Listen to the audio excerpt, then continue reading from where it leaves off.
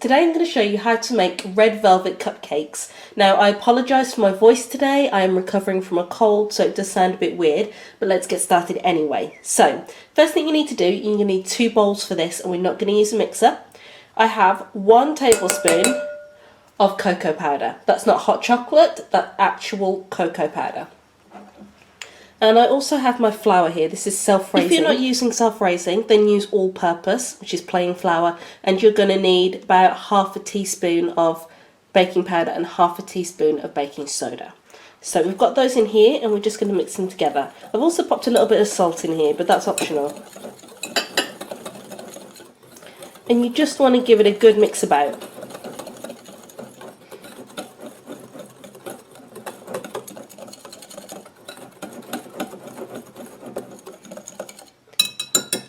Fab. Okay, so that's mixed. We're going to move that to one side.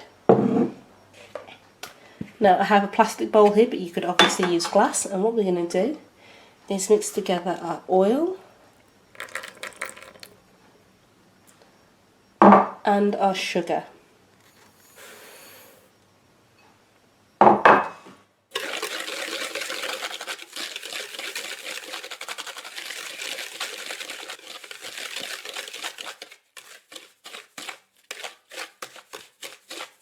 Next thing we're going to do is add our egg.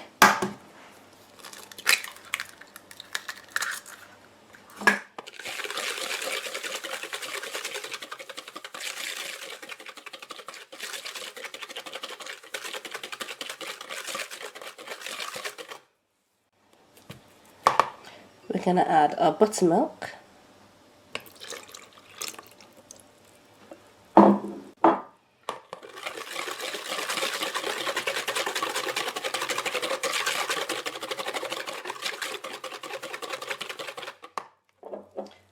Vanilla extract.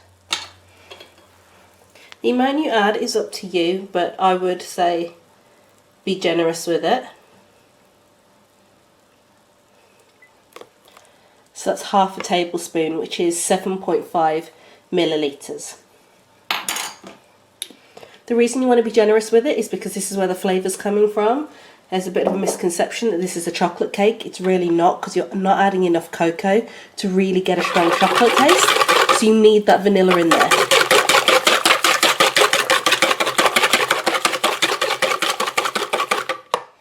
We're now going to add our food colour. So tip with the food colour, you need to be generous. If you're not generous, it's not going to turn out red. It really is as simple as that. You also need to use a gel colour rather than just a regular liquidy kind of watery food colour, because that's going to affect the consistency, but you're not going to get the colour that you want. Now for this you need a minimum of 1 tube. So I'm just going to show you this. This is what I'm using. I would recommend that you use a natural food colour. Okay, if you use one of those ones that's got loads of E numbers, if you give this to children, they're going to bounce off the walls. And you also want one that's baking stable. So this is 10 grams. Now you could just add 1, but I'm not going to. I'm going to add 1.5. And I really think that you need it, because otherwise it's just not going to turn out as red as you want it to be.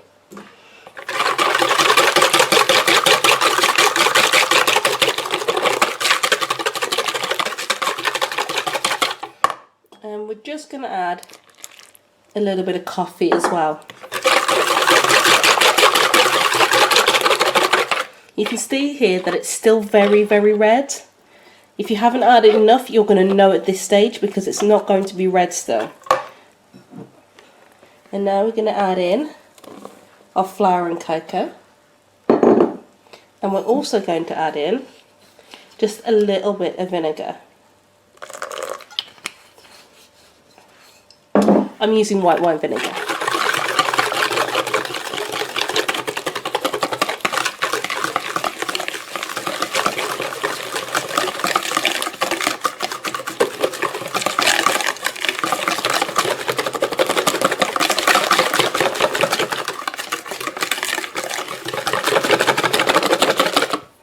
Okay, so you can see here that the batter is still red.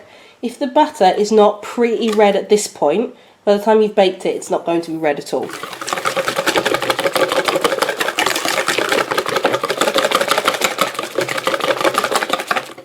Okay. Now what you can do is, and I've done this before, is using a 1/4 cup measure, you can sort of ladle it out. But what I'm going to do, because this particular one has a pouring spout, I can pour directly into my muffin cases. Alternatively, you could put this into a measuring jug and just pour it in that way.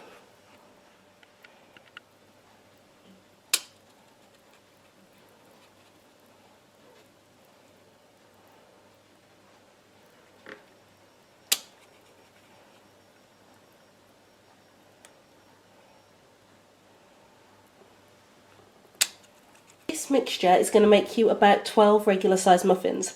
They do rise, so make sure that you leave about 1 centimetre to 1.5 centimetres, which is about 1/2 inch. And if you just give them one tap, that just gets rid of any large air bubbles. And you need to pop them into the preheated oven at about 170, maybe 180, it depends. These will rise pretty quickly, but depending on how you're going to decorate them, you might want them to cook slowly and be flatter on top, as opposed to having a raised dome.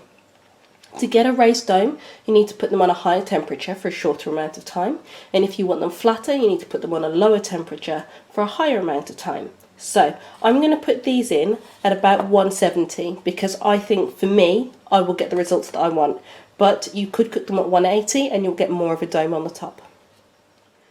To make the cream cheese frosting, all you need is 300 grams of room temperature or slightly warm cream cheese, full fat. And then I'm going to add in, this is margarine, and this is about the same temperature, so it's warm. If it's not warm, they're not going to mix together very well. And when I say warm, I just mean not straight out of the fridge. So if you've taken it straight out of the fridge, what you might want to do is just consider putting it in the microwave for 5 or 10 seconds.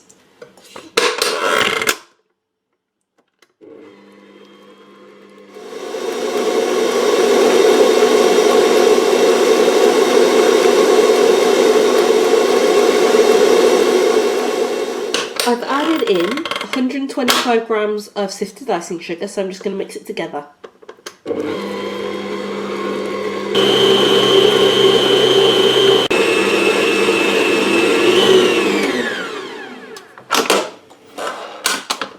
The frosting's done, so all we need to do now is get a piping bag so we can pipe on top of the cupcakes.